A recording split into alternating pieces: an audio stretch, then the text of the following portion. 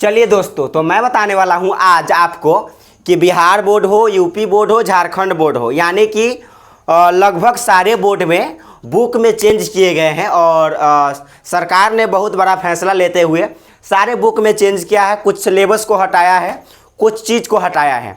आप NCERT book को, नया सिलेबस मार्केट में आ गया है, आप नया सिलेबस ही ले, क्योंकि मैं आपको बता रहा हूं कि किस प्रकार से जो चेंज किया गया है। तो आपको नया सिलेबस जरूर ले लेना चाहिए मेरे समझ से। और यहाँ पर देखिए क्या क्या चेंज किया गया है, आप कैसे देख सकते हैं। तो आप यहाँ पर सिंपल सी मतलब गूगल पर चले जाइएगा, ठीक है। गूगल पर चले जाइएगा, जैसे कि हम जा रहे हैं यहाँ पर देखिएगा। तो यहाँ पर गूगल पर चले जाइएगा, ठीक है। आराम से जो है आप यहाँ पर जा कर के सर्च मारना, गूगल पर जाइएगा और सर्च मारिएगा। क्या सर्च मारिएगा? NCERT book, NCERT book, okay. NCERT book मारिएगा और यहाँ पर सर्च मार दीजिएगा, ओके। जैसे ही आप सर्च मारिएगा तो ऊपर में जो ये खुल रहा है वेबसाइट एनसीईआरटी बुक का, इस पर आप सर्च मारिएगा, ठीक है। इस पर आप क्लिक कीजिएगा, ठीक है। इस पर जैसे ही आप क्लिक कीजिएगा तो कुछ यू टाइप से आपको खुलेगा साइट, ठीक है। कुछ यू टाइप से आपका साइट खुलेगा और यहाँ पर आप देख सकते हैं इस टाइप से आपका साइट खुलेगा। आपको सिलेक्ट क्लास करना होगा। मान लीजिए कि आप क्लास 10th में है दोस्त, तो आप क्लास 10th आप सिलेक्ट कीजिएगा, जो भी क्लास है आप सिलेक्ट कीजिएगा, आपको पता चल जाएगा। उसके बाद आपको कौन सी सब्जेक्ट को देखना है। मान लीजिए कि हमको मैथमेटिक्स को देखना है, तो हम मैथमेटिक्स सेलेक्ट कर दिए। यहाँ पर हमको लैंग्वेज सेलेक्ट करना है, कौन सी लैंग्वेज, मतलब मैथमेटिक्स अगर इंग्लिश में देखना पड़ेगा तो मैथमेटिक्स सेलेक्ट कीजिएगा यहाँ पर, और आपको हिंदी में देखना पड़ेगा तो गणित सेलेक्ट कीजिएगा। और यहाँ पर लिखा गया है गो पर जाकर क्लिक कीजिएगा।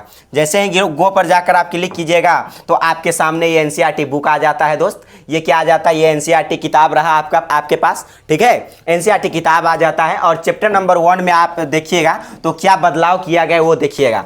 तो चैप्टर नंबर 1 में जैसे ही मतलब बहुत सारे लगभग जो कक्षा 10 हो, 11 हो, 12 हो, सब में चैप्टर को कुछ हटाया गया है, कुछ बदलाव किया गया है। तो यहाँ पर देखिएगा। और तो चैप्टर नंबर हम 1 की बात करते हैं। जैसे ही आप ओपन कीजिएगा तो यहाँ पर थोड़ा सा लोड लेगा, देखिए यहाँ पर। और ओपन कीजिएगा तो क्या क्या बताया गया, इसमें क्या बदलाव है, देखिए यहाँ पर थोड़ा सा लोड लेता है। देखिए यहाँ पर किस प्रकार से जो बदलाव किया गया है वो देखिएगा। देखिए यहाँ पर हम चैप्टर 1 की बात करते हैं दोस्त। चैप्टर नंबर कौन सा? चैप्टर नंबर हम 1 की बात करते हैं। तो इसमें क्या किया गया है बदलाव से देखिए। आप यहाँ देख सकते हैं कि बदलाव क्या किया गया।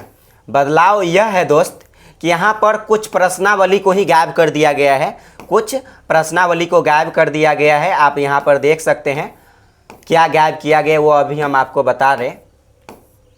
देखिए यहाँ पर प्रश्नावली 1.1 आप पढ़ते थे, पहले जो पढ़ाई होता था वह यूक्लिड विभाजन प्रमेयिका था, जिसमें एचसीएफ निकालना होता था, उसको गायब कर दिया गया। प्रश्नावली 1.1 को ही गायब कर दिया गया। ये 1.3 हुआ करता था, 1.3 हुआ करता था, ठीक है दोस्त। अब जो है नहीं, ये जो है 1.2 हुआ करता था, 1.2 हुआ करता था ये वाला ये, लेकिन अब ये 1.1 हो गया। मतलब 1.1 को गायब कर दिया गया, मतलब पूर्ण रूप से बदल दिया गया है सिलेबस को, सिलेबस से चेंज कर दिया गया है। और यहाँ पर आगे आप समझ सकते हैं दोस्त, आगे समझ सकते हैं कि यहाँ पर देखिए इसमें क्या और भी क्या बदलाव किया गया है। और देखिए इसमें चैप्टर 1 में 4 गो एक्सरसाइज था और कितने एक्सरसाइज में समाप्त कर दिया ऐसे देख सकते हैं आप। मात्रम जो है शायद 2 ही एक्सरसाइज में समाप्त कर दिया गया है। यानी देखिए कितना बड़ा जो बदलाव है, कितना बड़ा जो है यहाँ पर बदलाव किया गया है। तो यहाँ पर देखिए 1.2, ठीक है। इसमें 1.1 होता था, 1.2 होता था, 1.3 होता था, 1.4 होता था, लेकिन इसमें देखिए प्रश्नावली 1.2 तक में सारा का सारा जो है चैप्टर समाप्त कर दिया गया है। अब आगे नहीं है, बस इतना ही तक। मतलब प्रश्नावली 1.1 और 1.2 ही पढ़ना है, बाद बाकी खत्म।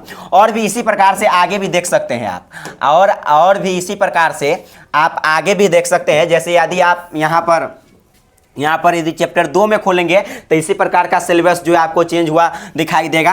और हाँ, एक जो आप पढ़ते थे ये क्या कहते हैं, 10वां चैप्टर में, ठीक है दोस्त, 10वां चैप्टर में आप पढ़ते थे यहाँ पर रचना के बारे में, ठीक है। 11 चैप्टर में, समझ रहे हैं दोस्त, आप 11 चैप्टर में क्या पढ़ते थे, रचना पढ़ते थे, यानी कंस्ट्रक्शन पढ़ते थे क्लास 10th में। लेकिन अब 11 चैप्टर रचना को हटा दिया गया है। यहाँ पर देखिए, जैसे ही आप 11 चैप्टर को ओपन कीजिएगा, जैसे ही आप 11वां चैप्टर को ओपन करते हैं दोस्त, तो यहाँ पर क्या होने वाला है देखिएगा।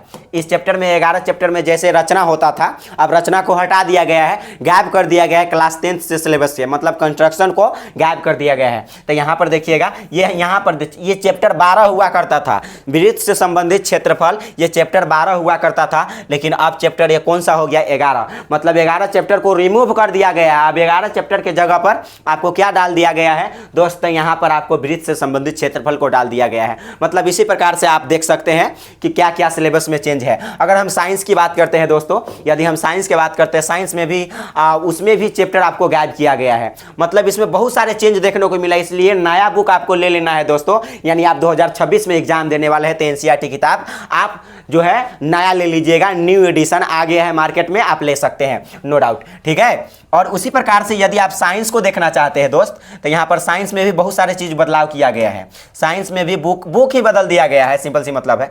चलिए, अगर हम साइंस की बात करते हैं तो यहाँ पर आप सेलेक्ट कीजिएगा जो भी क्लास है, आपको जो भी क्लास को देखना है, मान लीजिए क्लास 10th के, फिर उसके बाद यहाँ पर सब्जेक्ट सेलेक्ट कीजिएगा। मान लीजिए कि हम साइंस को देख रहे हैं दोस्त, यहाँ पर हम साइंस को देख रहे हैं, तो साइंस यहाँ सेलेक्ट कर लिया। उसके बाद आपको कौन सी विज्ञान, साइंस, अगर हिंदी में देखना पड़ेगा तब विज्ञान, इंग्लिश में देखना पड़ेगा तो आपको साइंस यहाँ पर, ठीक है। और यहाँ पर हम विज्ञान कर देते हैं। उसके बाद यहाँ पर गो कर दिए, ठीक है, गो। उसके बाद आपको इस टाइप के देखिए साइंस, यही बुक रहा आपके सामने, ये खुल जाएगा साइंस का बुक, ठीक है दोस्त, ये साइंस का बुक रहा, इसी प्रकार का होता है। और देखिए इसमें अगर हम बात करते हैं तो इसमें भी चैप्टर को गायब किया गया है। जैसे चैप्टर नंबर 5 में आप क्या पढ़ते थे दोस्त, तो चैप्टर नंबर 5 में आप पढ़ते थे तत्वों का आवर्त वर्गीकरण, लेकिन तत्वों का आवर्त वर्गीकरण को हटा ही दिया गया है। चैप्टर नंबर 5 में डाल दिया गया है पोषण। देखिए यहाँ पर जैव प्रकरण, तो यहाँ पर देखिए चैप्टर नंबर 5 जैसे ही आप ओपन कीजिएगा, मतलब इसमें सिलेबस चेंज किया गया है, कुछ को कटौती किया गया है, कुछ को जोड़ा गया है,